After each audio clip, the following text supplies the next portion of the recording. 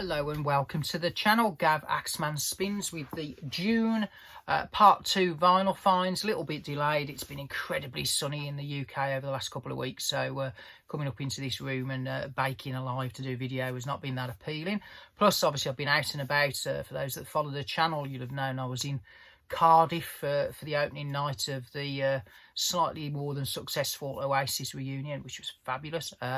More of that to come in future videos. I'm going to do a little video on what constitutes a great gig and my favourite gigs that I've been going to for the last 40 odd years, and the ones that stick in the mind. Was at Iron Maiden a week or two before that as well, so that was a great show in kind of a totally different reasons. But so yes, I've been out and about. I've done a couple of collab videos. So I've done one with Headley and John and Dave on the pub jukebox, where my choices came in for a bit of fire, and more of that if you go and watch it. So yeah, I've put that on the playlist in the channel under the guest appearances, and I've also taken part in the vinyl community quiz. So I've managed to get through round 1. So let's see who I play. It could be Paris Hilton, or I can't remember who Paris is playing yet, but we don't know who I'm playing yet in round 2. But Jack, the Vinyl Voyage, who's running that, kindly sent me a VCLT. So for those that have watched previous videos, you might know I've been picking the different sleeve versions of this album up. So Jack's made me up to number 4 now. So for those that don't know, there are 12 UK sleeve variants of this album and 37 worldwide. If you want to know what the differences are, it's all to do with the wallpaper design. So it's a bit of fun. I'm not going to pay loads of money for these, but I've had a couple of freebies now. So thank you to Jack for this one. And I think Dave gave me another one for free as well, Dave Atkinson. So yeah, so do it yourself. The second album by Ian Dewey. Is it the first one credited with the Blockheads? But yeah, I picked up some more Ian Dewey stuff in July as well. So I'll show you that next month. But delighted to have that. So thank you, Jack. Album of the year so far, probably Pulp with more, more Pulp. Who'd have thought the 1990s would be all over the news again? But I wish now I'd have got tickets to see these live, but I'd already got 2 big gigs, so I had to kind of look at the pennies a little bit. But the album's brilliant. This is the Asai Records blue vinyl one. Yes, it's kind of numbered like that. So really the only difference is that OB, to be honest with you, to the normal ones, but adds a little bit of fun to them. Great album though, isn't it? So delighted to have that. And then one of the reissues of the year, been waiting for this to come out for donkey's years. So in the early 90s, the CD version of this was one of the great compilations on CD. It's finally got a vinyl reissue. I'm talking about the Pet Shop Boys and discography, and this really captures them, I think, before maybe they kind of started, as all bands do, they kind of started to do that. But they still have their odd moments after this, but I think this is their imperial phase, from West End Girls to Was It Worth It. Some of my favourites on here: Rent, great song; Been Boring, wow, what a song that is; Jealousy, and then of course those opening singles: West End Girls, Love Comes Quickly, love that song; Opportunities and Suburbia, It's a Sin. You can't really go wrong with this. So finally got a reissue. Original as this go for some serious cash. So you get the 2 guys there, and then you do get all of the picture of all of the single sleeves and the early versions on this very nice bluey vinyl. So yeah, so had to be done that one again.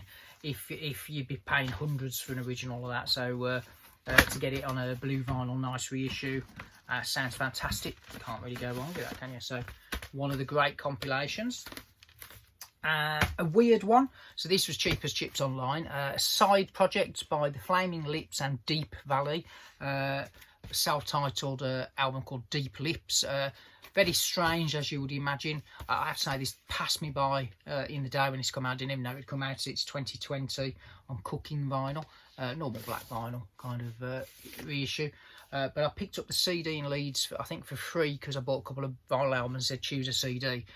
So I picked the CD up, and then I found the vinyl for, I'm sure it was about £5 or something, like really cheap. So there you go. Pleased with that.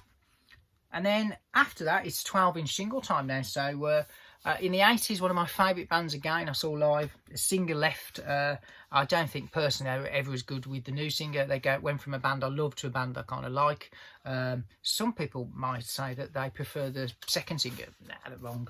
We're talking the mighty Marillion and a big bunch of 12-inch singles. So a couple individually record shops, but I was quite lucky. There was a pile being sold as a job lot on eBay, and I just happened to be all the ones I was missing.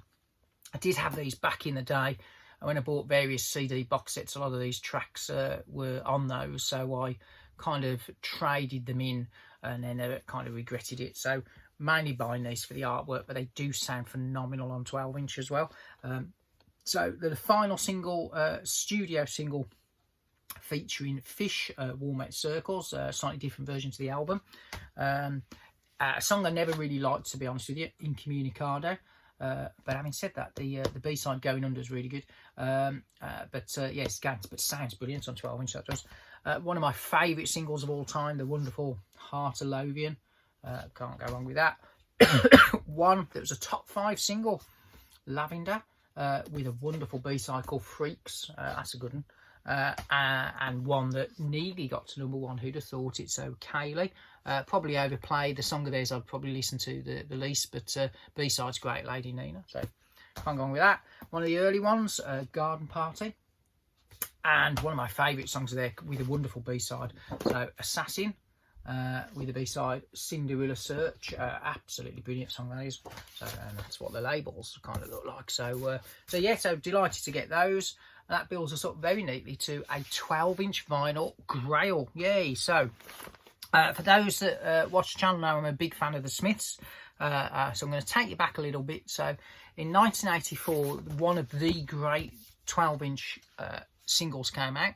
William, It Was Really Nothing. And the reason it's so great is because at the time, none of these songs were on album. So you got William as the A-side, How Soon Is Now in its full 6-minute version as a B-side on an extra track on a 12-inch, and Please, Please, Please Let Me Get What I Want. So an undoubtedly brilliant record. But the cover was cribbed from a hi-fi advert, and towards sometime in 1987, the rights to use that image were withdrawn. So Rough Trade, who had not got long left in the world, shortly before they went bust, had to kind of reissue it with a new sleeve, and that is the Grail. So in 1987, very briefly, that sleeve disappeared and got replaced by this one. And I have been after this for donkey's years, because when it was not out for a long time, I did see it in the day, and I can't remember why, but I couldn't afford to buy it. I think it might have been about £4 or £5, and at the time I was still a student, so I couldn't afford to buy it. Thought it would be around forever, like you think these things are. And then it kind of promptly disappeared. But in terms of Smith's 12-inch UK releases, this is quite a hard one to find. When I was in Den Bosch, I saw this a couple of times, but it was well over the €100 kind of mark. And I finally managed to get a UK one at a knockdown price. And it's took me a long time to get one at a knockdown price. So the cover star is Billy Whitelaw. Those in the UK might know her from Coronation Street. So nice lilac sleeve. I love the Smith sleeves. Sorry, Headley, you were totally wrong on that. They are iconic. So so that came out. Rough Trade went bust. The Smiths had split, and that kind of disappeared forever. The reason I got this one a little bit cheaper than, well, a lot cheaper to be honest with you, than you would normally get, is there's a teeny bit of sleeve damage at the bottom there where it's just obscures some of the writing. So the picture's still fine. I can live with that, to be honest with you, because you don't play the sleeves. The rest of it's all fine and intact, you know, it's not falling apart. But it's one of the great 12-inch singles, so delighted to have that. In terms of the label, because this stuff is important to us Smiths aesthetically, so the original has a very nice green label. This version just has like a lilac-y blue label, but I think other than that, all is identical. So yeah, so the catalogue number RTT 166 is exactly the same on both. It's just the cover and the label kind of colour has changed. So yeah, pleased to get that. That is Vinyl Finds Part 2 for June 2025. coming up on the channel, I'm going to be looking at what I bought in July, obviously. I will carry on with the Stephen King stuff. Do not panic. I've been a bit remiss in posting that, but the 5th one in that series is a book that's very, very big. So that's took a bit of reading to get through. And then I'm going to be looking back at my top gigs of all time. So stay tuned for that one. But in the meantime, thank you for watching. I'm glad to say it's a little bit cooler than it was now. And I'll hopefully see you on the next one. Cheers.